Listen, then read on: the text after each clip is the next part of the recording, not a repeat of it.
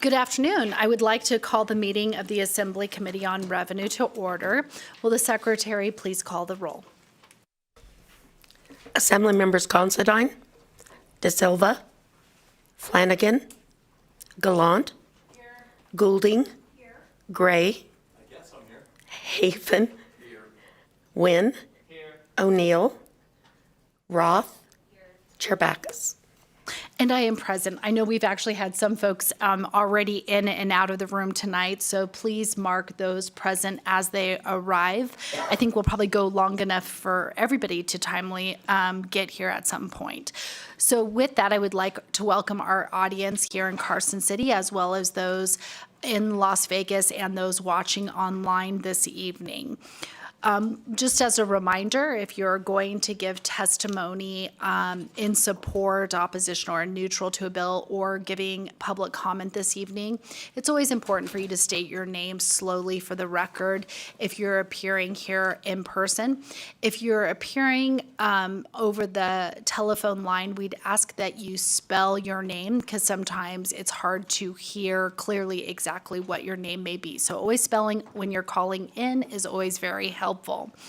With that, tonight's agenda includes 3 bills. We will be taking them kind of in and out of order.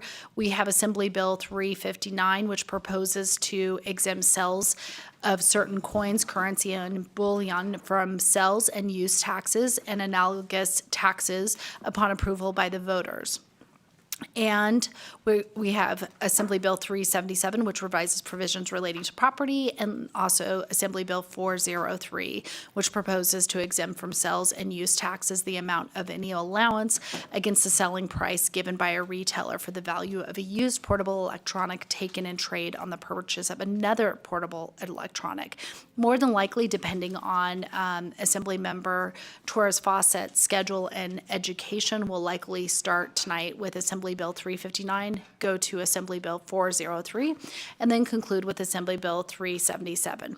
Well, it looks like we do have a packed audience. It looks like we have a lot of professional speakers tonight, so hopefully we won't have to limit any of our testimony in support, opposition, or neutral. But if the hearings are going long, we may need to limit that depending on the bill, just so that I can get my colleagues out at a decent hour this evening.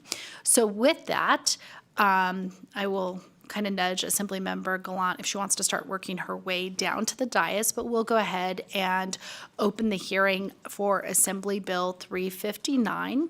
And once our presenters for Assembly Bill 359 are ready at our dais, feel free to begin when you're ready.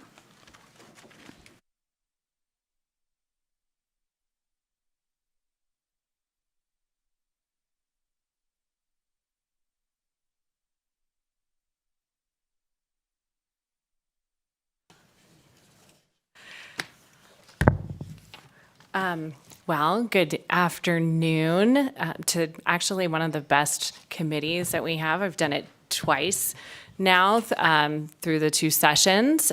Before I start, because I always forget, my name is Danielle Gallant, Assemblywoman for District 23 member. Sorry, muscle memory is bad.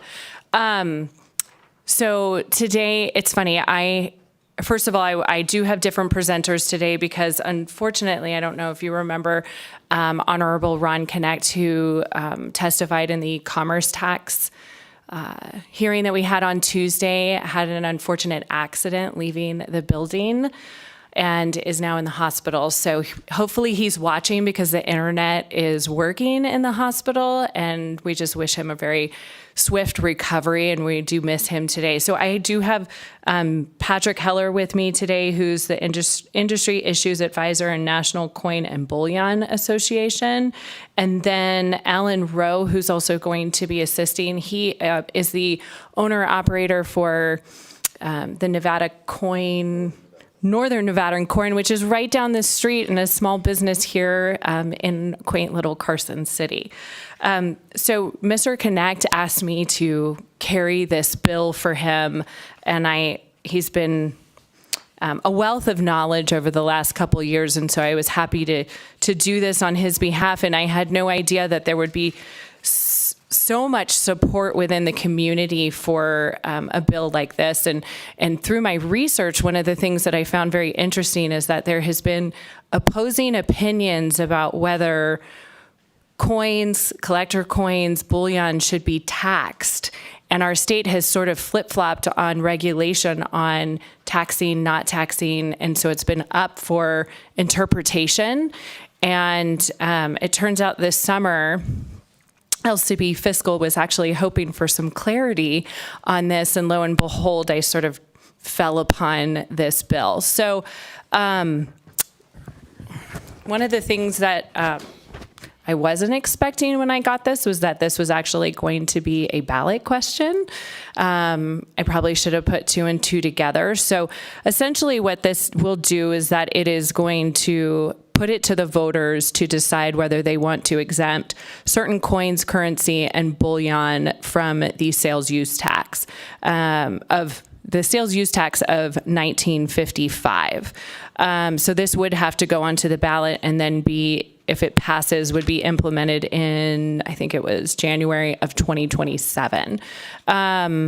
So I am going to let people who are more knowledgeable and smarter on this subject matter than myself.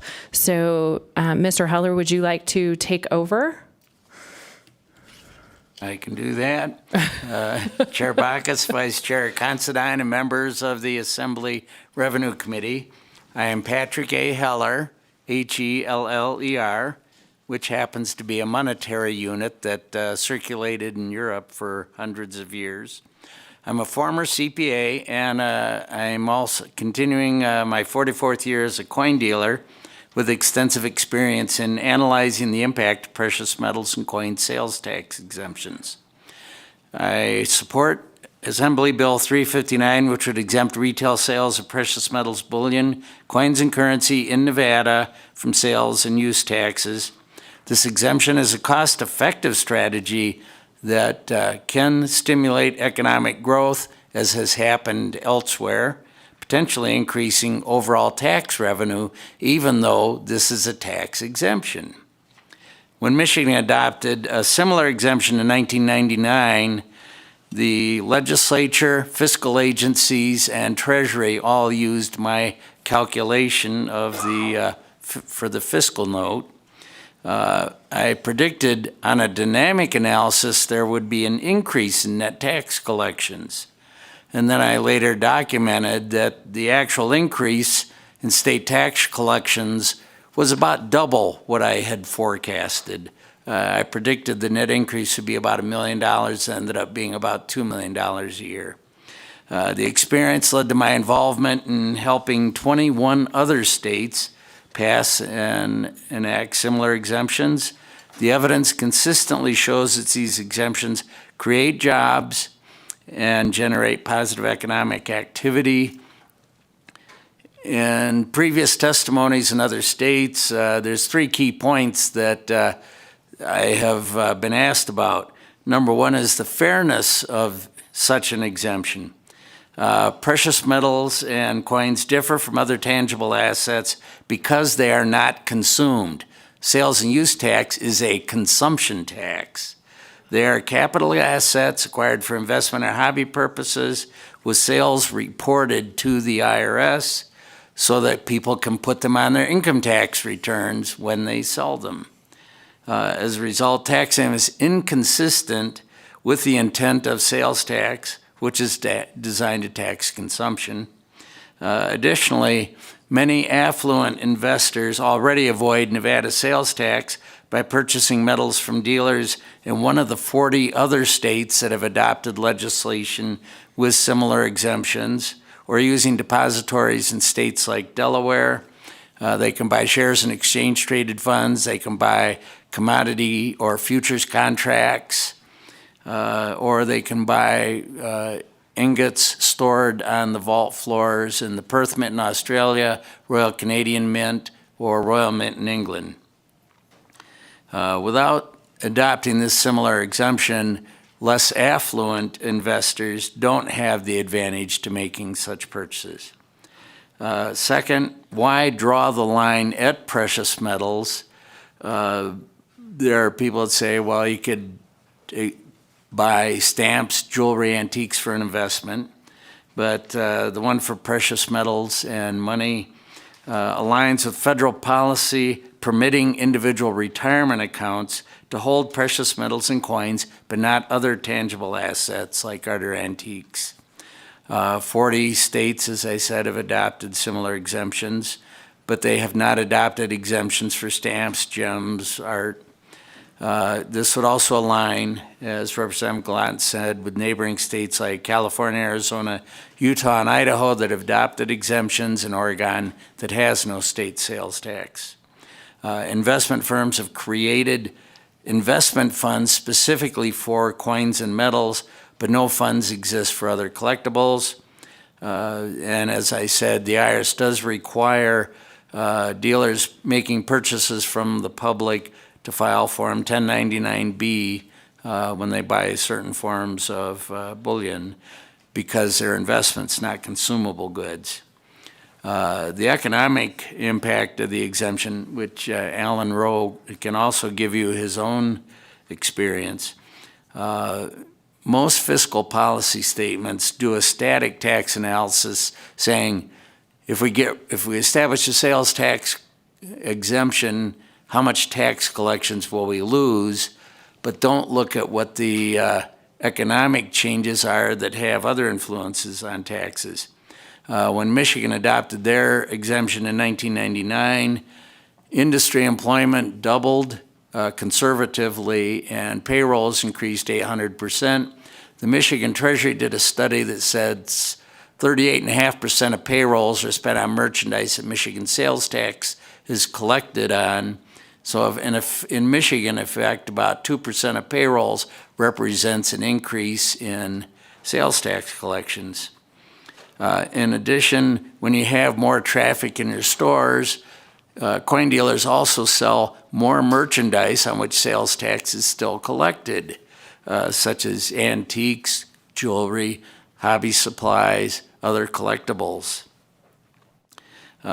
Coin dealers increase advertising, local advertising, which stimulates the economy. And states with exemptions also have a greater number of coin shows and greater attendance at coin shows, bringing business to the hospitality industry. In my own company's experience, before we had the sales tax exemption, only about 1% of our annual sales were for transactions of $5,000 or more. Afterwards, 94% of our exemptions or our sales are for transactions of $5,000 or more. And you could do the same, bringing more business to Nevada businesses rather than having them deal out of state. Who would benefit from the exemption? Nevada consumers would be better protected by dealing with local businesses face-to-face rather than with distant or online sellers. Small-scale investors would gain improved access to tax-free purchases. We have a number of customers in our store that come in every payday and buy a couple ounces of silver. It's a small amount, but that's what they can afford. Nevada businesses would experience growth in both precious metal sales and other taxable merchandise, jewelry, collectibles, and antiques being among them. Increased employment in the coin dealing sector would increase purchases by the employees, generating more Nevada sales tax. In conclusion, this exemption would support Nevada residents, businesses, and the state government while leveling the playing field for smaller investors who cannot easily arrange tax-free purchases through depositories or exchange-traded funds. I urge you to support Bill 359, and thank you for your time and consideration. All right, my name is Alan Rowe. I'm owner of Northern Nevada Coin here in Carson City. We actually have 3 locations. We incorporated in Nevada in 1993, so I've been around the coin industry for quite some time. And in experience, a lot of that I've attended shows around the country, so that is part of our ensemble of what we do for business. As far as local shows go, or local business goes, In 2008, we took over the store here in Carson City, so that's when I endeavored into retail sales into Nevada. And in experience in there, we had a tough time selling bullion into Nevada because we used to have sales tax on bullion. In 2011, the exemption came in, and it was enacted in 2012. From that point on, our sales of bullion grew about 44 times what it used to be.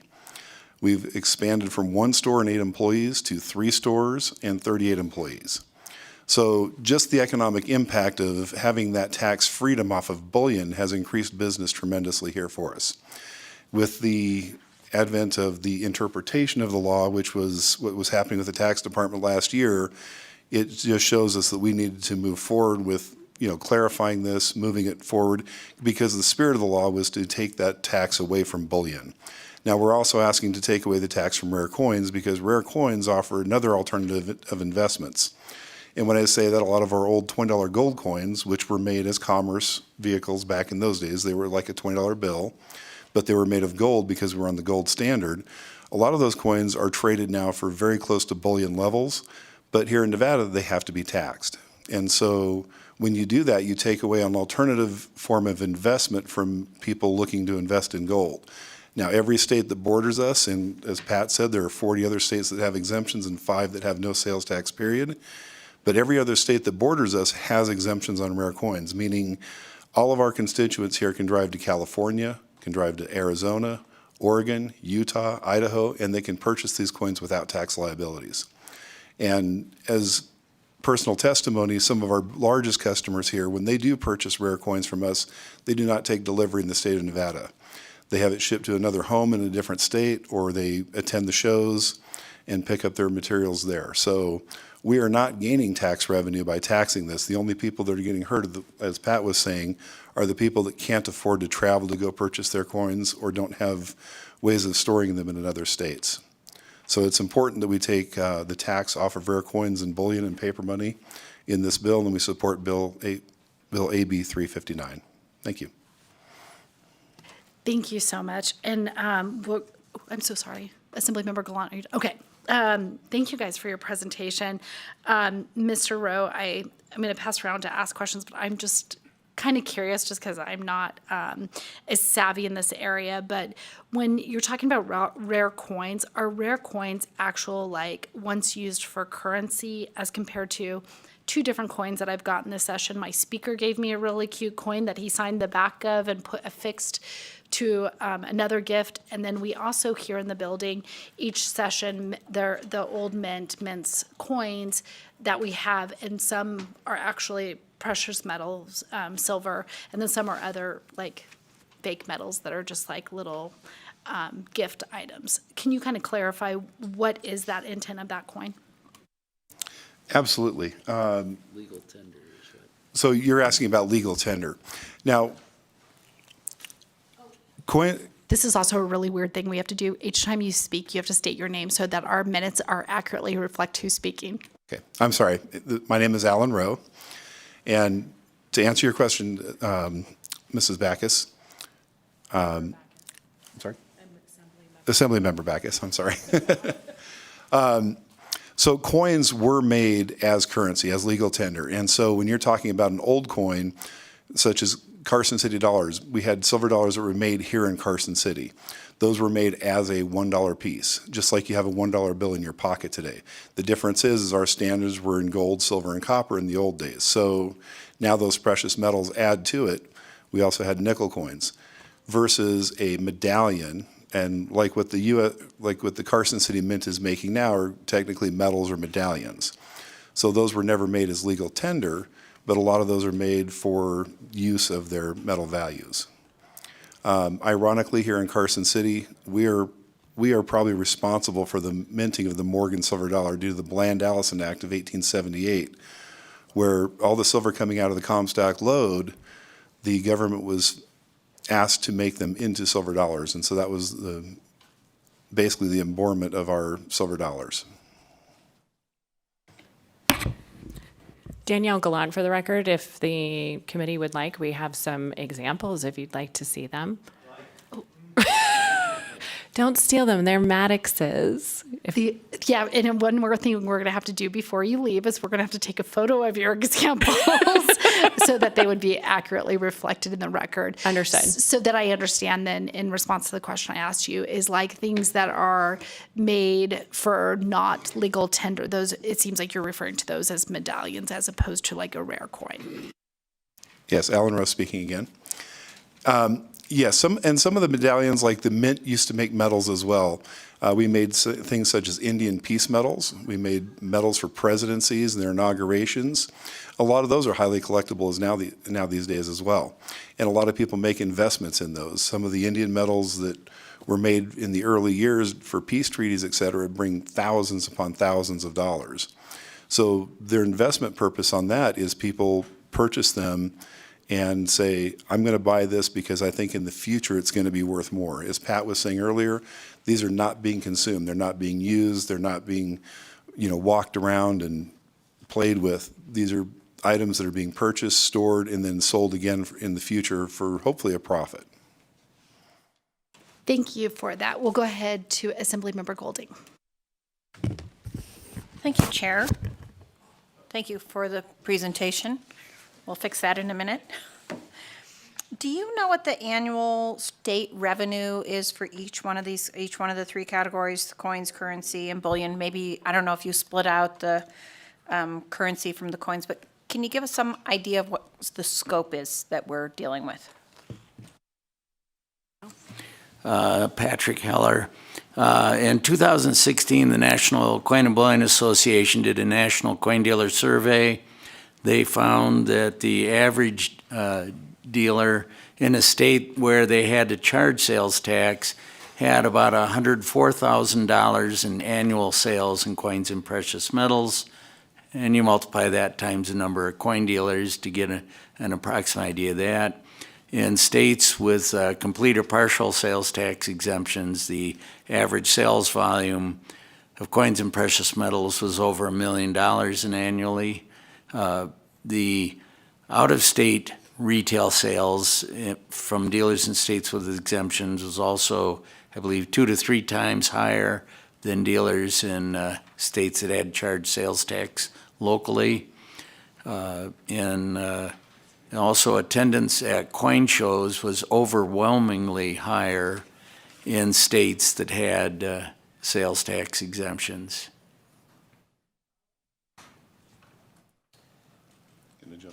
So how many coin dealers do we have in Nevada? So if we were trying to gauge, you said in a state that charges sales tax on rare coins, the average is $104,000 per dealer, right? How many dealers do we have? Alan Rowe speaking again. So I'm just going to guesstimate how many dealers we're having here. I know that we have 3 separate entities here in Carson. I believe there are 3 separate entities in Reno, and Las Vegas has about a dozen that are just strictly coin dealers.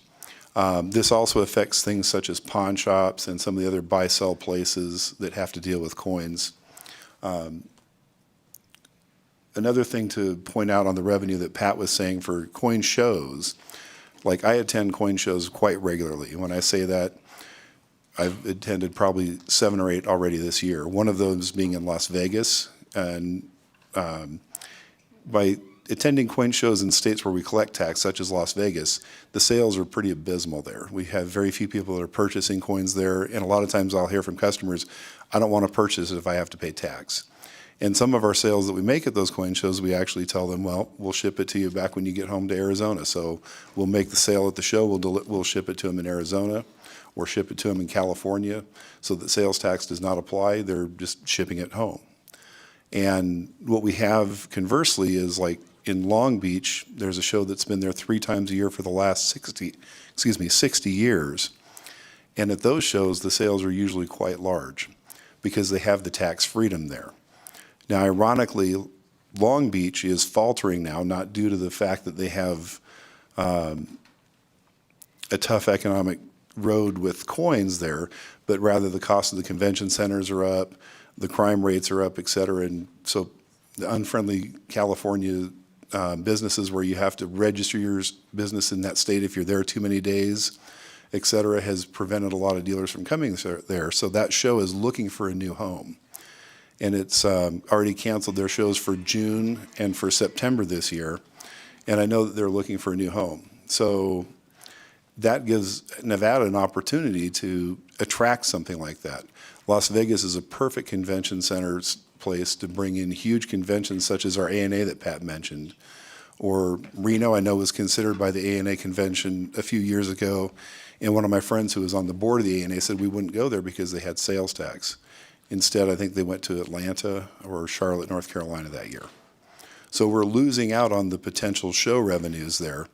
And when I say that, like when my company travels there, we'll take 4 to 5 people, which ends up being, I think, between 16 and 25 hotel nights, about 40 to 90 meals, depending on how long we're there. And, you know, those are all revenues that are coming into that state while we're there and while we're conducting business in those states. And we're just one of maybe 100 companies or 500 companies that are going there. So by bringing those types of conventions to Nevada, we can increase our tax rates quite a bit just through hospitalities and meals, et cetera. Lyft rides, Uber rides, taxi rides, airport taxes. You know, not to mention that a lot of the coin dealers like to gamble, so I'm sure they would be on their casino floors as well.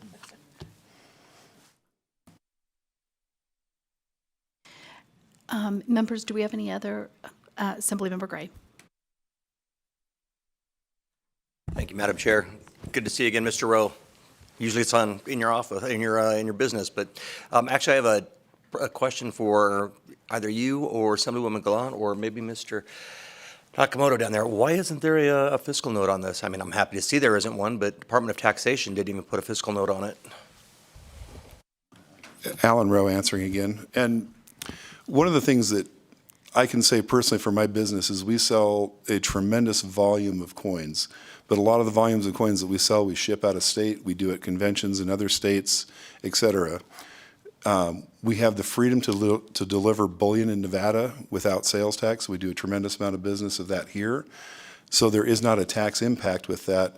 But as far as the rare coins go, last year it was somewhere around $30 million of rare coins that went to other states and weren't sold here.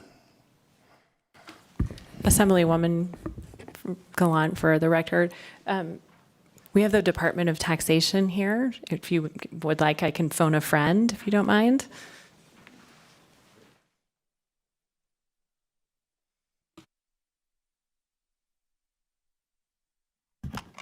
Shelley Hughes, the director for the Department of Taxation. We did not put a fiscal note on this bill because currently we are not taxing the sale of bullion.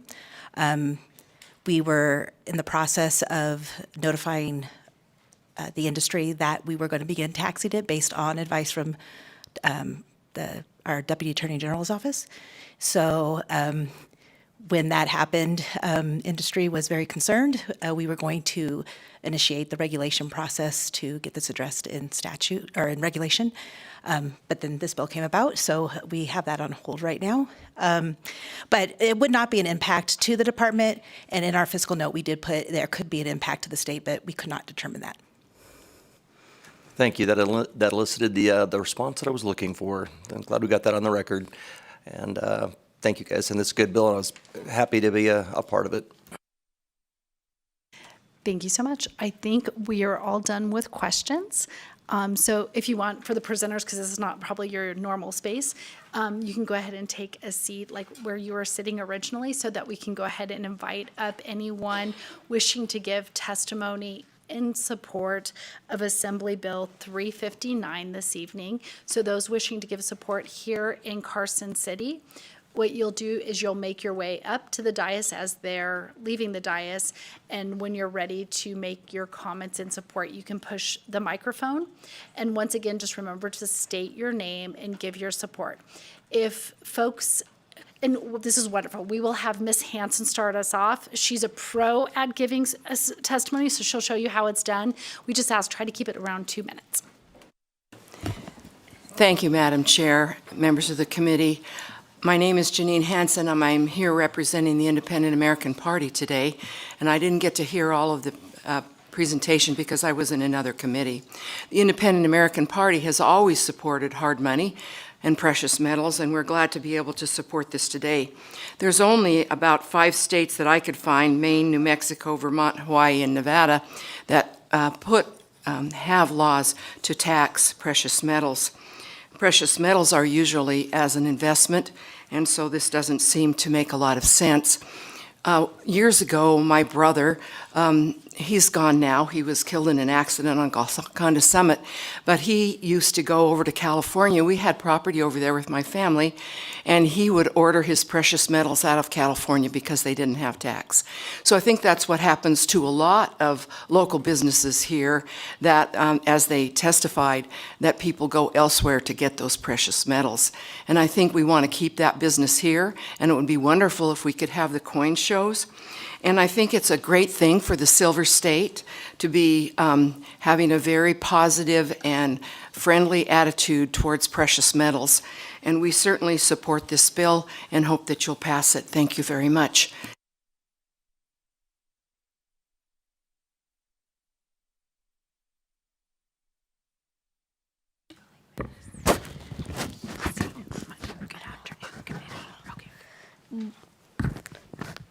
Good afternoon, committee. Hello, my name is Max Gallant. The reason I am here is to testify for a bill about coins. I collect a lot of things like seashells, rocks, and coins, which is why I'm here. I want to testify for this bill so that I do not have to pay sales tax for the gold coins that I collect. I want to pay the exact price for the coins. I would not like to pay extra for that same coin. That means I have to do a lot more chores to pay for the coins because of sales tax. People who buy coins like me would be happier if they didn't have to pay sales tax for their coins. Thank you. Good afternoon, Chair and Committee. My name is Jim DeGraffenried, and I'm Nevada's Republican National Committee man here today in support of AB 359 on behalf of the Nevada Republican Party. I would first like to ditto the very good comments from Mr. Gallant. Our platform states we support a free market economy, we support lower taxes and fees and a reduction in the scope of government at all levels. Coins, currency, and bullion made from precious metals, as defined in sections 4 and 10 of this bill, do meet the definition of tangible personal property. However, while they fit the description, they are actually investments, not consumer goods. As investment items, they are subject to capital gains taxes when sold, so taxing them as both investments and personal property results in double taxation.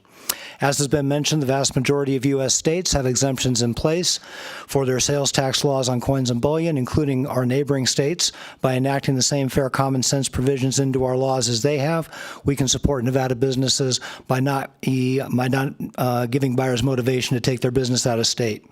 We appreciate the Assembly members bringing this bill forward, and we urge the committee to support this bill and give voters the opportunity to vote on increasing the fairness of the tax system. Thank you. Get this work. Thank you. My name is Fred Hollibird. I've been in the precious metals business for 49 years. I am one of 2 key people on all of the great gold treasures found in America, including the Atocha and the SS Central America, the SS Republic.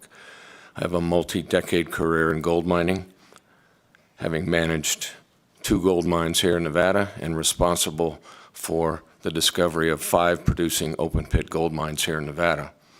Along the way, I created a second business in Americana. The reason for it was because precious metals are at the base of our very history. We were lucky enough to discover the original Grosch Brothers letters, which of course are now held by the state. I own an auction company that's been in business since 1983. Mr. Heller's comments were right on the money. Exactly. People want to buy stuff, whatever it is. They want to sell stuff. They want to sell their family collections. They want to buy the equivalent, start doing something. We lose business in Nevada when we have to charge sales tax on coins and bullion. But in my business, you get to see it directly as opposed to some of the other businesses because we sell everything. Cross-marketing has been our business for almost 50 years, and it's major. They run the other direction when they have to pay sales tax on rare coins, and we get them. But we would probably get, as Alan pointed out, possibly 10 times more if we didn't charge sales tax. But they buy other stuff at the same time. It's never just coins. This is very important because it brings in huge income into the state of Nevada and a lot of money spent here. Mr. Heller was right on the money. I don't need to discuss that further. Also, Mr. Rowe brought up the subject of shows. It sounds like it might be a small thing, perhaps, to some of you. It's not a small thing. The big shows do not only millions, but hundreds of millions at a time. If the Long Beach show shifted to Vegas or Reno with no tax on coins, the world will open up, and it will open up for revenue to this state like you've never seen for coins. And the reason is our entertainment industry, which backs the major 3 towns in the state, including Elko, and it's a big deal. If a show like that moved, and with 1,000 dealers, or even 500 dealers to Nevada, with no tax on coins, look out. You're going to fill all the hotel rooms. You're going to do everything Alan talked about and more. It's a big deal. I support this bill. I'm willing to answer any questions you might have.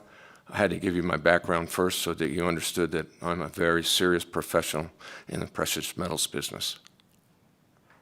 We appreciate that, but I don't think we're going to ask any questions, but we appreciate your willingness to do that. We'll go up to Las Vegas. Is there anyone in Las Vegas wishing to give testimony in support of Assembly Bill 359? Okay, we will go to the phone lines. AVH, is there anyone on the phone lines wishing to give testimony in support of Assembly Bill 359? To testify in support of Assembly Bill 359, please press star 9 to take your place in the queue.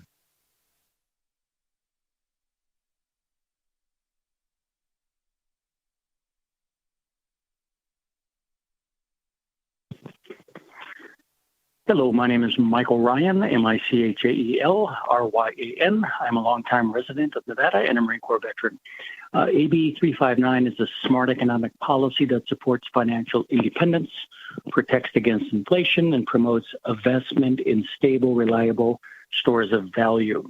Precious metals have long been a hedge against economic uncertainty, and removing unnecessary tax burdens will give Nevadans greater opportunities to secure their financial futures. It's a win for small business owners, investors, and collectors alike. At a time when inflation and economic uncertainty remain high, AB 359 provides meaningful relief and encourages small financial planning. Please vote yes on AB 359 and give voters the opportunity to approve this important tax reform. Thank you very much for your consideration.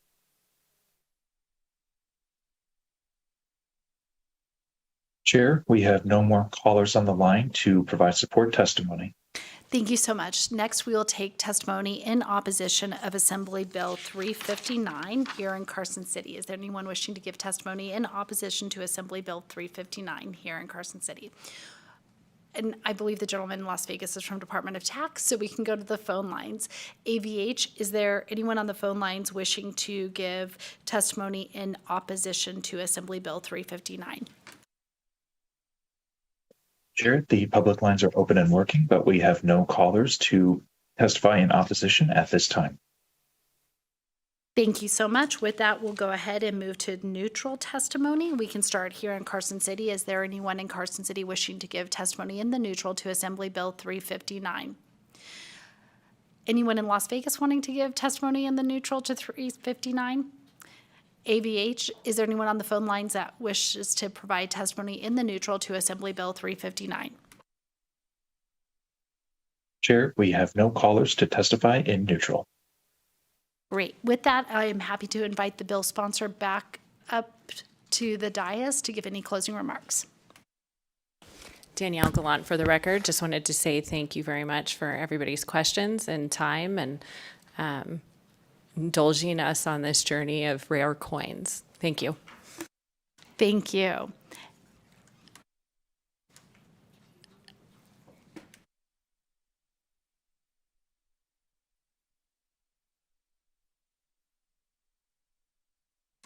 Assemblymember Gallant, maybe you don't want to go too far unless you need, okay, come on up. Just give us 1 minute recess.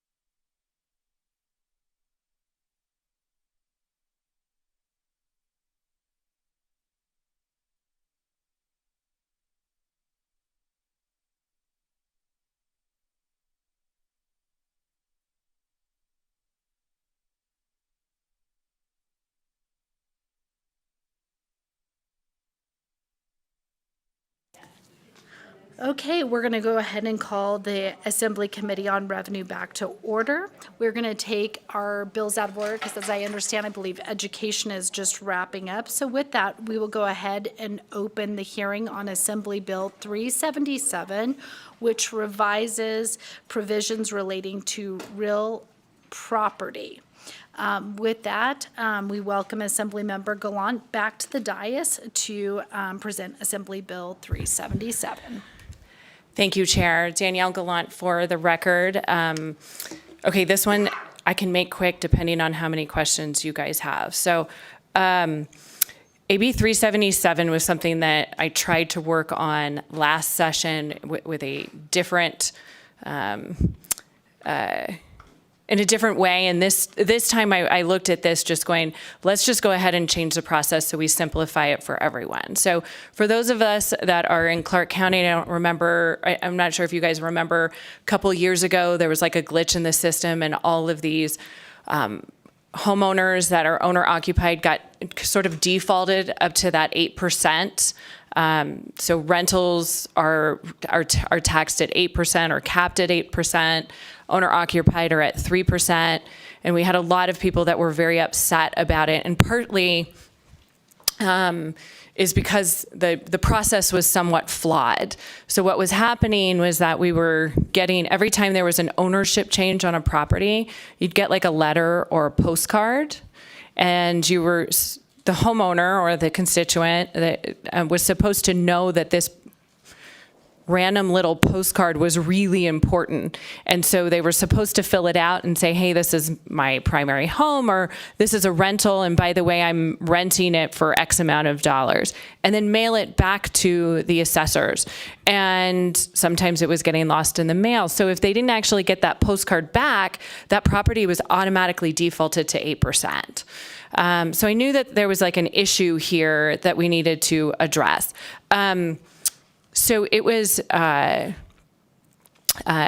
Assemblyman Richard Perkins. He was the speaker at the time that sort of orchestrated and helped implement this.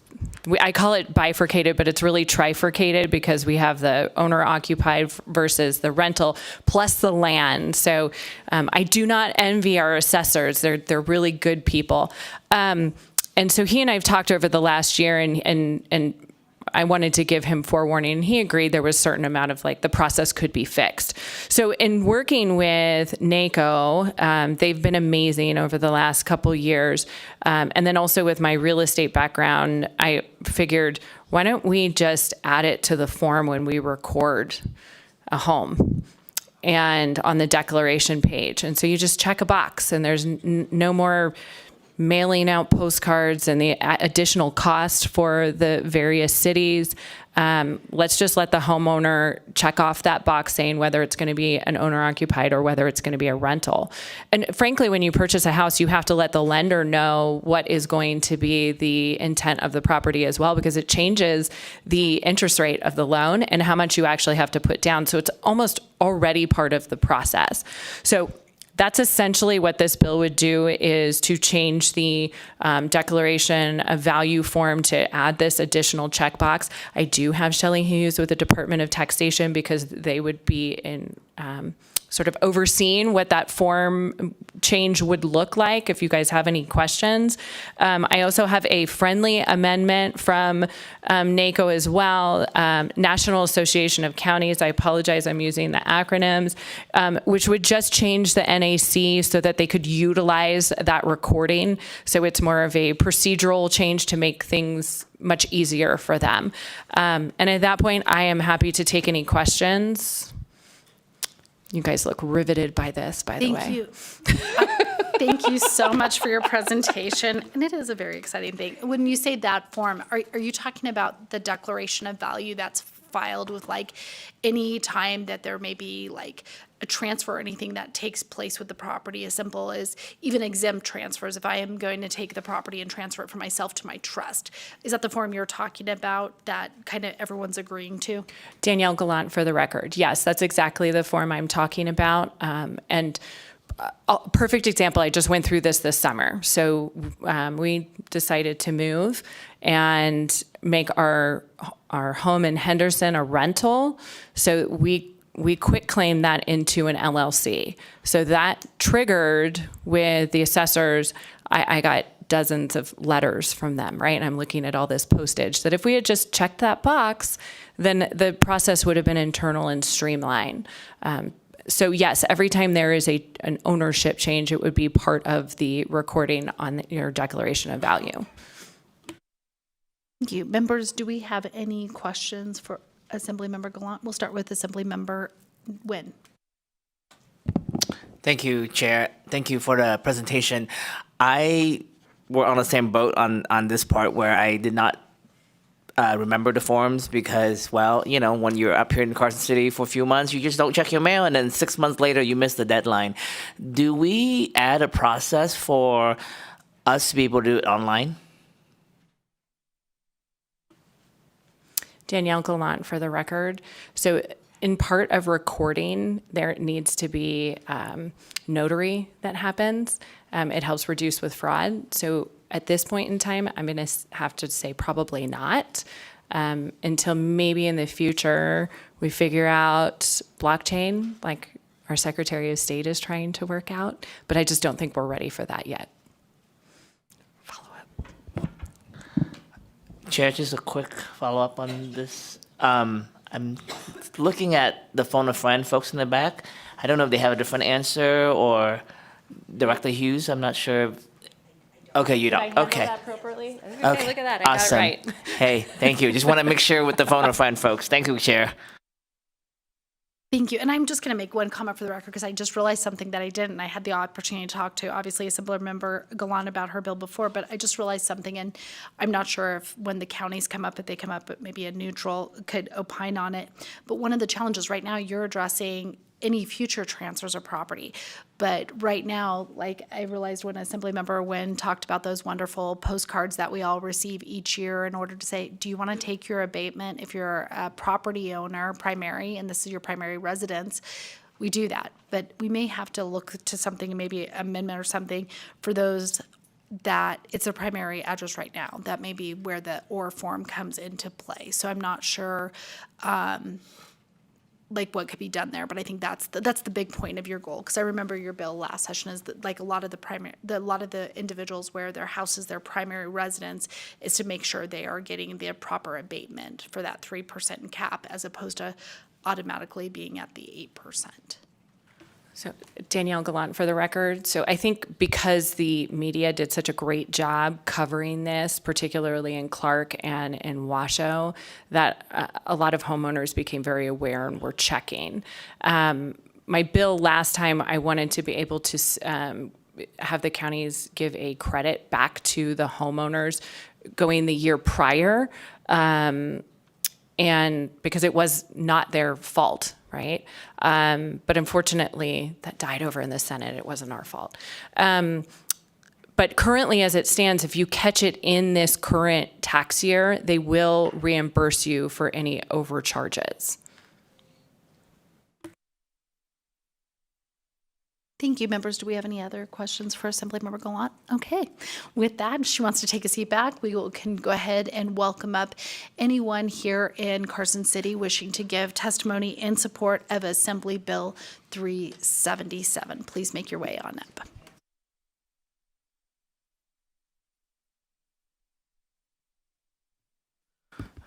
Good afternoon, Chair Backus and members of the committee. My name is Tomas Hammond, a proud resident of Assembly District 37, and I am here with Carrera, Nevada on behalf of the Nevada Realtors in support of AB 377. This bill simplifies the process for property owners to claim the property tax abatements for their primary residence when transferring property. It requires the Nevada Tax Commission to add a section to the Declaration of Value form allowing owners of primary residences to easily claim abatements. The change will reduce the burden on homeowners who may miss the form in the mail and make the process more efficient and accessible. I strongly urge you to support AB 377. Thank you for your time. Thank you so much. We will go up to Las Vegas. I don't think we've gotten anybody else up there in Las Vegas wishing to give testimony in support of Assembly Bill 377. So we'll go to the phone lines. AVH, do we have anyone on the phone lines wishing to give testimony in support of Assembly Bill 377? To testify in support of Assembly Bill 377, please press star 9 to take your place in the queue.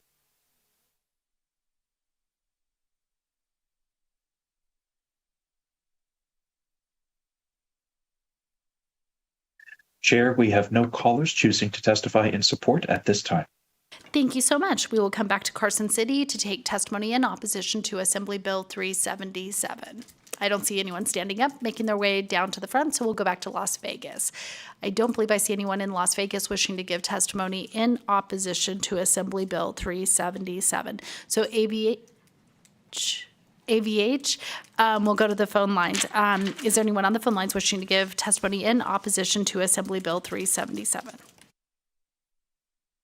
To testify in opposition to Assembly Bill 377, please press star 9 to take your place in the queue.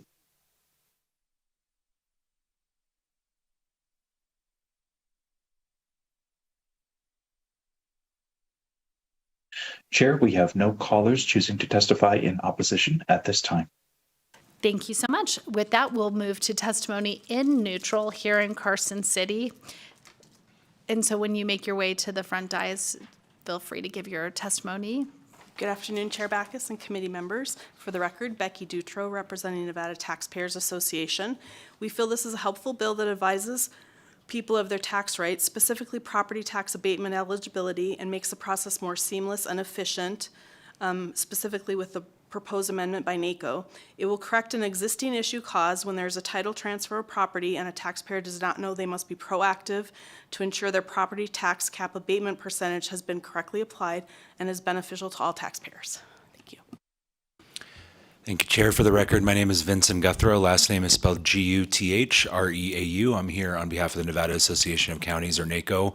We are neutral on the bill, and the sponsor mentioned us, so I thought I would come up. And it is our amendment that we put forward. We actually presented that on behalf of the assessors just to clean up some language. It is conceptual because it touches a few NRSs, so I'm sorry for the formatting of it, but I wanted to answer any questions if there were from the committee. But it's essentially to streamline and just bring in, since that form would then be sent from the recorder's office, an already existing mechanism, to the assessor's office. They just wanted to clean that up and make it streamlined should the bill pass. So any questions, I'm happy to answer them if I can. And I do have a question, because Great. I think the bill does a lot going forward to save, obviously, our counties a lot of money in sending out those wonderful postcards each year.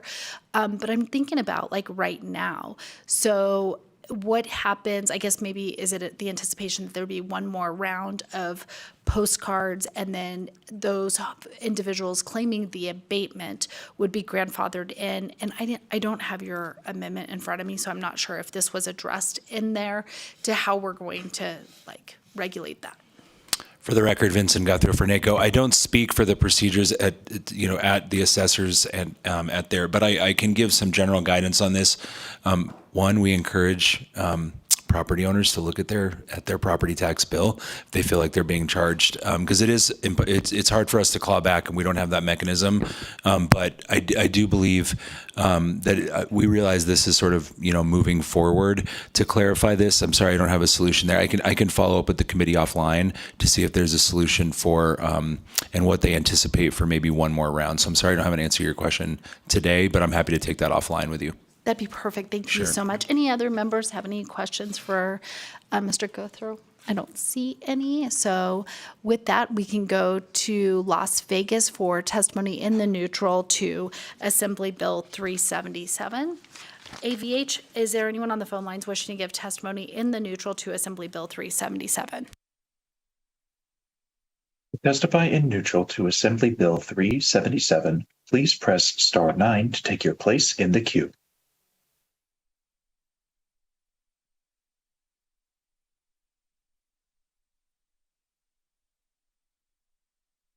Chair, we have no callers choosing to testify in neutral at this time. Thank you so much. With that, I can invite the Assembly member back. She's going to waive any closing remarks, and with that, I can go ahead and close the hearing on Assembly Bill 377. And we can move to our next bill. I'm excited. I just saw our bill sponsor sitting in the audience, which is Assembly Bill 403. I'll go ahead and formally open up the hearing on Assembly Bill 403 and welcome up Assembly Member Torres Fawcett and any of her guest presenters. And whenever you all are ready to start presenting, go ahead.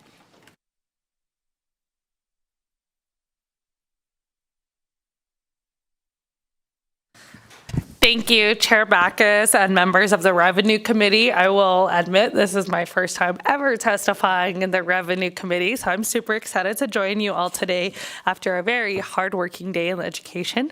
For the record, I'm Assembly Member Selena Torres Fawcett, and I represent Assembly District 3 in Las Vegas. Today, it's my pleasure to present AB 403 before you today. The bill proposes to exempt the trade-in value of used portable electronics from sales and use taxes.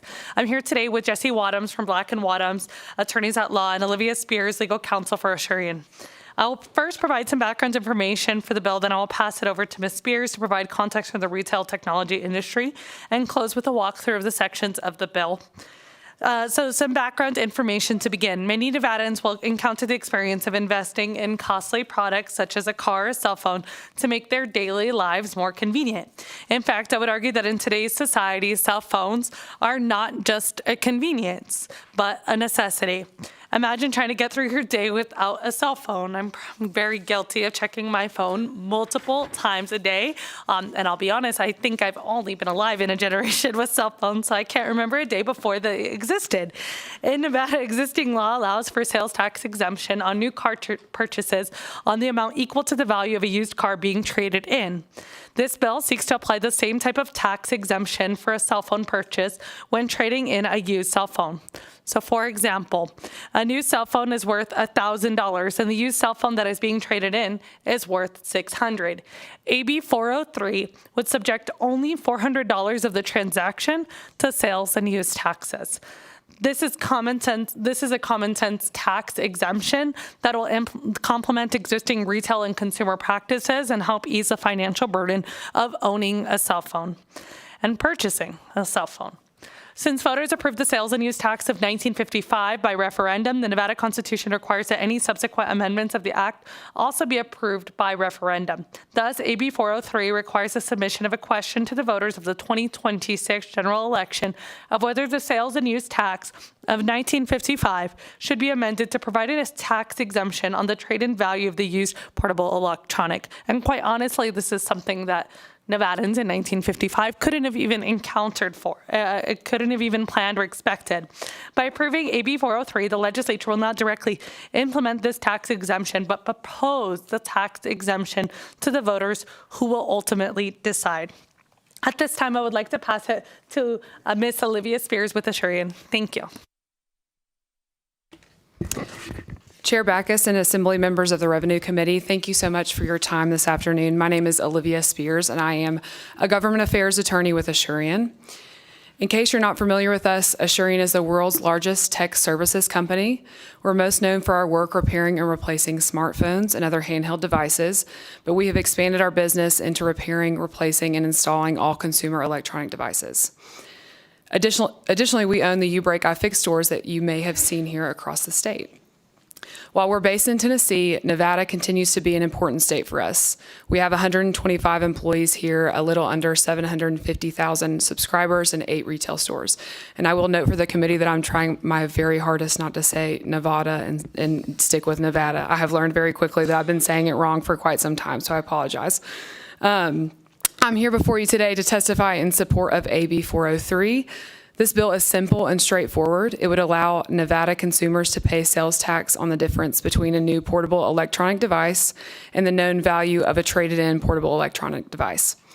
Right now, Nevada is one of the few states whose tax law does not contemplate the value of a trade-in for the calculation of sales tax. Thus, consumers pay the same amount of sales tax when purchasing a new portable electronic device, regardless if that consumer traded in a device to make that purchase. This bill saves consumers money on devices that are essential to daily life, eliminates a tax burden, and thus benefits lower-income consumers, incentivizes further trade-in of electronics, which encourages retail spending and prevents products from ending up in landfills, and encourages business and spending within Nevada instead of going to neighboring or nearby states to save on that sales tax. As I mentioned earlier, Asurion owns several stores in this state, and this change would allow us to harmonize our operations across the country and scale up potential device sales to consumers in the future while also making them more affordable for the customer. In summary, this bill is good for Nevada consumers, business, and the environment. We would appreciate your support on this bill, and thank you for your time today. We stand ready for questions.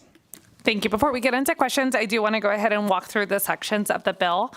Section 2, Assemblymember Torres Fawcett for the record. Section 2 requires a general election on November 3rd, 2026, a proposal to be submitted to voters to amend the sales and use tax of 1955. Section 4 contains a proposed amended language of the Sales and Use Tax Act of 1955 to include the exemption from sales and use tax for the amount of any allowance against the selling price given by a retailer for the value of a used portable electronic, which is taken in trade on the purchase of another portable electronic. The section also requires the amount of the allowance to be stated separately on the sales receipt and trade-in of the used portable electronic and the purchase of another portable electronic to occur as a single transaction in order for the tax exemption to apply. Section 5 contains the wording of the question as it will appear on the ballot. Section 6 contains the explanation of the question as it will appear on sample ballots.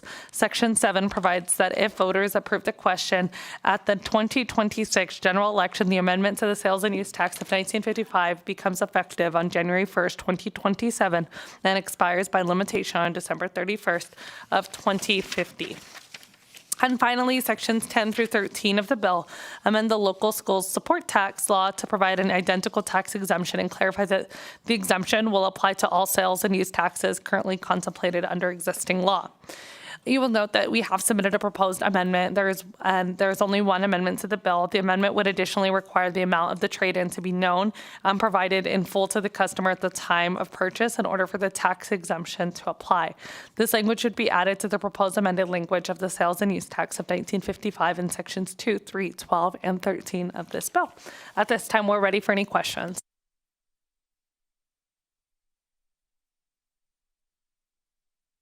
Thank you so much, Assembly Member, and your guests for the presentation. We, of course, were already debating what could be a portable electronic device because, as I noticed, it's defined as it means an electronic device that is portable in nature and its accessory. So accessories could be like earphones.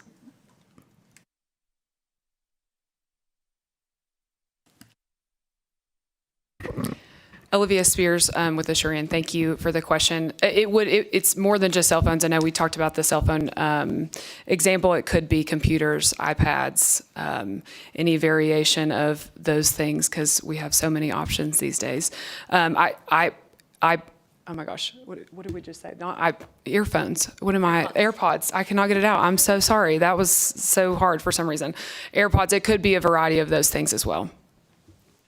Assemblymember Torres Fawcett, for the record, that would also be inclusive of like, I think about like walking into the Apple store, which items I would trade in. So that would be my iPad, maybe a laptop, your watch, the electronic watch that is a trade-in. So there's a lot of devices that would, and I think this is helpful because you would want it to be encompassing of what technology looks like in the future. As I mentioned, I haven't lived in a generation without cell phones, but I know that that's not true for everyone in this room, except for Mr. Wadhams. And so this would allow for those individuals, that would allow for us as time changes for different devices to be captured in this so that you don't have to come back with a referendum petition every single time. I have, someone else has some questions, but I'm going to probably circle back. Let's go to Assemblymember Roth. Thank you so much for the presentation. Despite what seemingly everyone on this committee thinks, I did grow up in a time when we didn't have cell phones. My question is, has this been implemented in other states? And if it has in those states, have we seen any measurable, like sustainability results from this? Olivia Spears with Assyrian. I'd be happy to answer your question to the best of my abilities. So 33 other states have some sort of trade-in, a part of their statutes. It looks different in every state. Some are broader than just electronics. Some are narrow to that as well. I think in Nevada also y'all have recognized motor vehicles for trade-ins too, so there is some precedent for that. As for sustainability, I don't have the answer to that. I'd be happy to look into it and circle back with the committee if that would be helpful. Yeah, if you could do that, that'd be great. Assemblymember Roth, are you good? Okay, we'll go to Assemblymember O'Neill. Thanks, Chair. I was brought up at a time when there was one phone in the house, and it was attached to the wall with a very long cord. But I do want to get to the definition because you're right. I also used to have portable radios. I still buy radio when I can. But when the description that you gave, TVs, radios, you're talking about anything that is, I guess you might say, is described as an electronics. It's sold in an electronics store. Would that be overgeneralization? Olivia Spears with Assyrian. Thank you for your question. It's electronics that are portable in nature. So I would say a TV is not necessarily portable in nature, but an iPad or any sort of computer, laptop that you can take with you, phone, iPod. I actually saw someone trade in an iPod that I know a lot of people don't use them as much anymore, but I've seen that happen too. So portable in nature, I think, is the focus for that in the definition for you to determine what products would fall under that category. May I follow up, Chair? So a laptop that I have here in front of me would be exempt, but when I can connect it back in my office to a screen on my desk, or even if I have a PC, would not be subject to the tax or the exemption? I'm sorry. Olivia Spears with Assyrian. I believe that it would be the laptop because you can take it's portable in nature, whereas if you have a PC that's on your desk that you don't take with you to a hearing or on the plane or you're at home, that's my interpretation of it, is that it would just be any sort of electronic that you can take with you. And this is just for trade-in. So this is not an exemption from the sales tax code. This is if you take, which I actually did this as an example, I needed a new laptop, so I took one in, I traded it in a different state, and I only paid taxes on the difference of the trade-in value of that computer and the new one that I got, versus whereas in Nevada, you would pay sales tax on just that new computer with no consideration for the trade-in value that you provided. Assemblymember Torres Fawcett, for the record, there's also instances where maybe you trade in, last fall I traded in like a watch and an old iPad, and the value was actually higher than something, and I still had to pay the taxes on top of that. So you even if like the amount of the item, so the new watch that I purchased, it was zero in value, I still had to pay whatever the tax would have been if I had bought the watch brand new. And if I may say, I like the bill, I'll tell you that. I just don't think it's somehow exempting the portable laptop, because I've traded in my PC at home several times over the years, that they would not qualify. There seems to be an inequity to me, I just have to say. But I appreciate it, and you're right. In the 50s, we never conceived what would be today, and it almost scares me what may be in 2050. So thank you, and thank you, Chair. Thank you so much. We'll go to Vice Chair Considine. I think you sort of answered my question, because my question is, does it have to be the same type of thing? Like, does it have to be a laptop for laptop? But you said you turned in like a watch and something else. So it's anything portable. So I could bring in a switch for an iPhone, or there's no ratio to it being anything consistent. It's just a portable item. Olivia Spears with Asurion, to answer your question, and thank you for that question. No, I think it would be up to the retailer to determine what they're willing to accept. I mean, I think that would be business practices with whoever is accepting that trade-in. I can tell you from my personal experience, when I lived this out, the item that I traded in actually was a computer, and I got an iPad instead. So it was technically a different product, if you will. Yes, that makes total sense. But if a retailer would accept one item that was portable that is significantly different than what I was purchasing, that would be up to the retailer. So there's no like one-for-one item. Olivia Spears with Asurion, that's correct. Thank you. We'll go to Assemblymember Golding. Thank you. Why not take it to sort of the next step, the logical conclusion? Why not every time you turn something in and you get a rebate? Because you have why limit it to portable electronics? Assemblymember Torres Fawcett, for the record. I think, obviously we could include every item, right? But I think we're trying to start, I think the fiscal note would be very high, and I don't know that that's a good way for us to start. So I think it's important for us to have this conversation. We have a record of doing it for single items. We have a history of that here in the state of Nevada, like we have done for vehicles, right? So this is a way to expand that without being inclusive of every single thing that you could possibly trade in the entire state at any discount store or any pawn shop. You can trade in things for another, and so we didn't want to be so inclusive that it was inclusive of any type of retail practice. This is really just limited to portable electronics, which are very common nowadays. We will go to Assemblymember Hafen. Thank you, Chair. And thank you for bringing this bill. On your last note, I'd just say that I would support you if you wanted to include everything, because I do think that's a great idea. So if you're open to that amendment, we could talk about that offline. But I did want to just talk about the actual language and the definition of portable electronic. One of the things that's been brought to my attention by my constituents is when we excluded taxation on medical devices, one of the things we didn't do was hearing aids. And so I'm curious if your definition of portable electronics would then allow individuals with hearing aids to be able to trade their old hearing aids in for new ones and get the tax credit as well.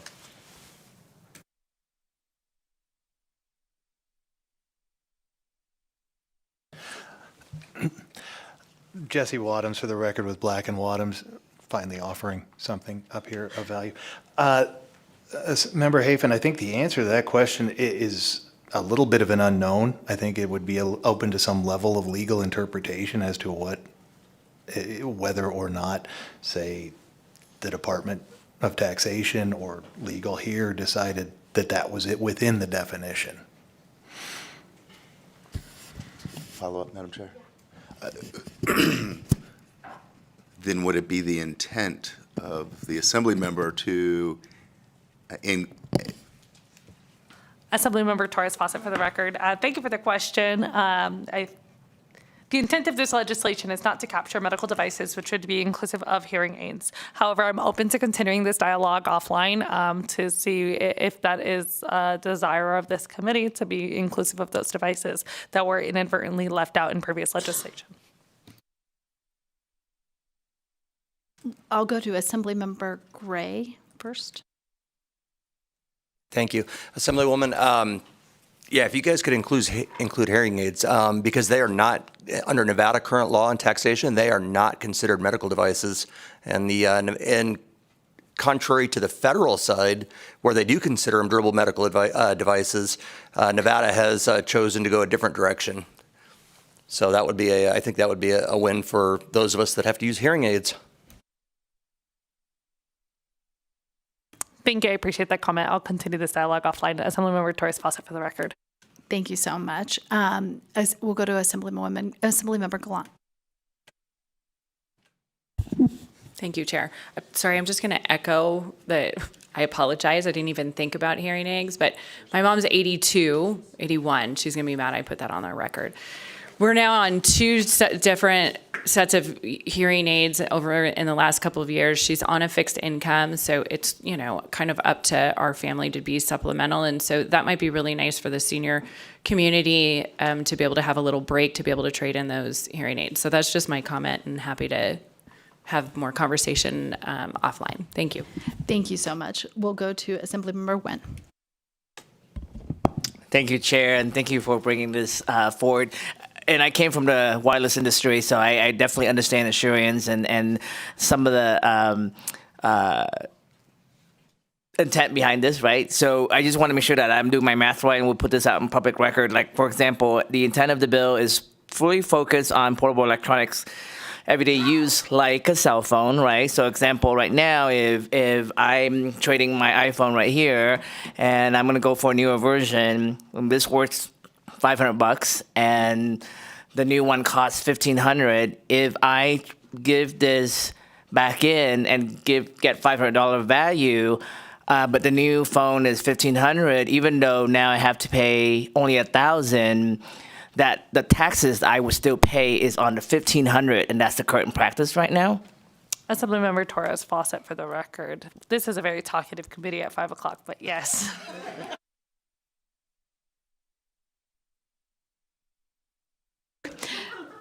I think everyone has asked one question. The thing I just want to follow up before we go to comments, testimony in support or opposition neutral, is do you have an estimate? Because I feel like right now we could make so many different arguments regarding what electronic devices are that could be traded in. And so obviously there is going to be a net loss to the state of Nevada. Has anyone, any state or local government done any calculations as to what that lost revenue could be to the state or our county since it's sales tax? Olivia Spears with Asurian. Thank you so much for your question. To be honest, it's a hard number to calculate because I think you're looking at, this is not an exemption from the sales tax, so you can't say this is going to be a total, loss of that sales tax, but it is going to be a little dip in that because it's an offset. So I don't have a number to provide. I will say I'd be happy to work with the department to if I can provide any information that's helpful in determining a number. If looking at other states is helpful too, happy to do that as well. I just don't have a number to provide today because it is a hard number to determine. I think there's a lot of factors that play into it. I don't think it would be a substantial number because it is just a piece of that. It's not the whole number of that sales tax allotment, if you will. Thank you so much. With that, we can go ahead and move the presentation to support testimony. Is there anyone here in Carson City wishing to give testimony in support of Assembly Bill 403? Mr. Walker, whenever you make your way, you can feel free to start. Good evening, ma'am. For the record, Brian Wachter, Senior Vice President of the Retail Association of Nevada. We are in favor of AB 403. Not that it's very official, ma'am, but we took a crack at determining what we thought the anticipated income or lack of income would be for the state. We anticipated it to be $3.8 million in the next fiscal year and then $4 million in the fiscal year after that. We do think, though, that this is going to actually encourage cell phone trade-ins and cell phone purchases. So we do think that some of the lost revenue is going to be made up for in encouraging folks to trade in their devices in order to be able to trade up. We think that there's still a huge digital divide in Nevada. 3 out of every 10 Nevadans who are are under $30,000 in annual income do not have access to a smartphone. These prices can be very big all at once, that tax especially, and so we think this will go a large way to being able to help and solve some of that digital divide issue. And we do want to highlight, we do think that this is going to encourage at least getting some of these electronics out of landfills. It's going to encourage them to be put back into the supply chain. Those companies can do what they want. They can refurbish them, they can use them for parts, but they're not going to end up in our landfills if they're back in the supply chain. For all those reasons, we support the passage of the bill. Thank you so much. With that, we'll go to Las Vegas. Is there anyone in Las Vegas wishing to give testimony in support of Assembly Bill 403? AVH, is there anyone on the phone lines wishing to give testimony in support of Assembly Bill 403? To testify in support of Assembly Bill 403, please press star 9 to take your place in the queue.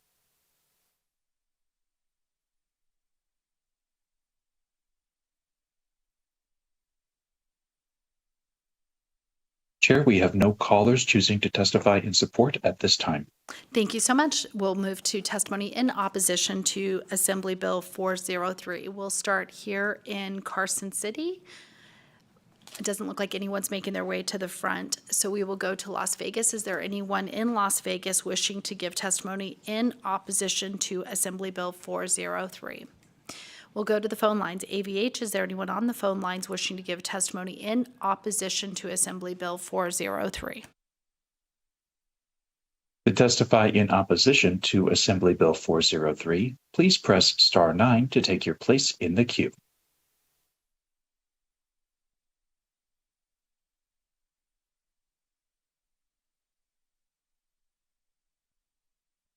Chair, we have no callers choosing to testify in opposition at this time. Thank you so much. We'll move to neutral testimony. We'll start with Carson City. Anyone wishing to give testimony in the neutral to Assembly Bill 403? We'll go to Las Vegas. Anyone wishing to give testimony in the neutral to Assembly Bill 403? We'll go to AVH again. AVH, is there anyone on the phone lines wishing to give testimony in neutral to Assembly Bill 403? To testify in neutral to Assembly Bill 403, please press star 9 to take your place in the queue.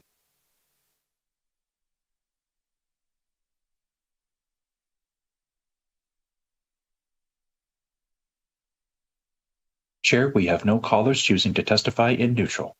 Thank you so much. With that, we'll go ahead and invite the bill sponsor back to the dais to give any closing remarks for Assembly Bill 403. I'll keep it brief. Assemblymember Torres Fawcett for the record. Thank you. I appreciate it. We'll continue this dialogue before this bill gets work session. Thank you.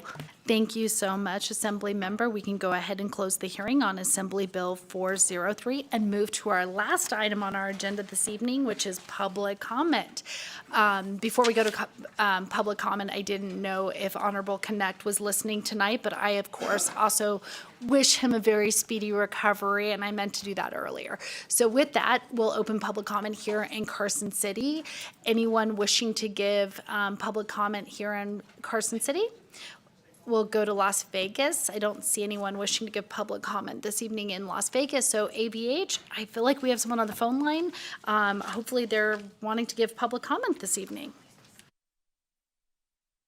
If you wish to provide public comment, please press star 9 to take your place in the queue.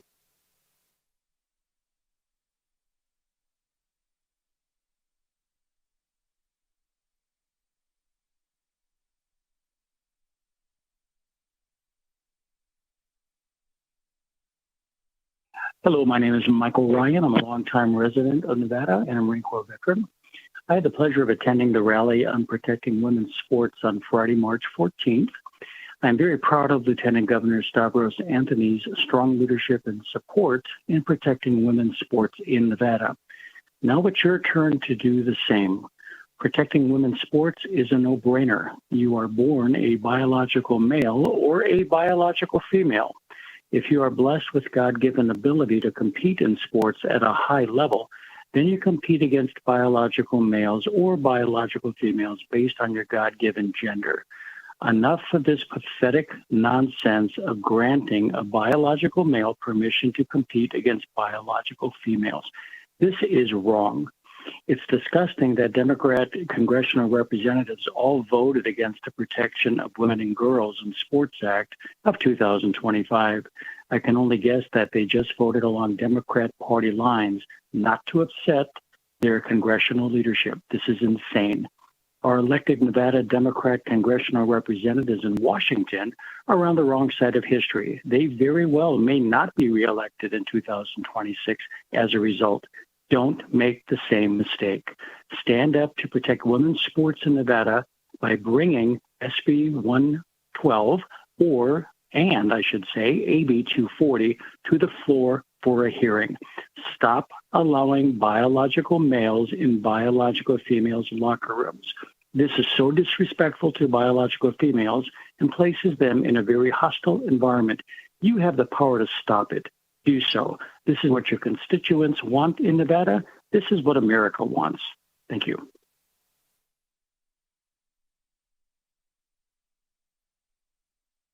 Chair, we have no more callers to provide public comment at this time. Thank you so much. With that, we'll go ahead and close our hearing this evening.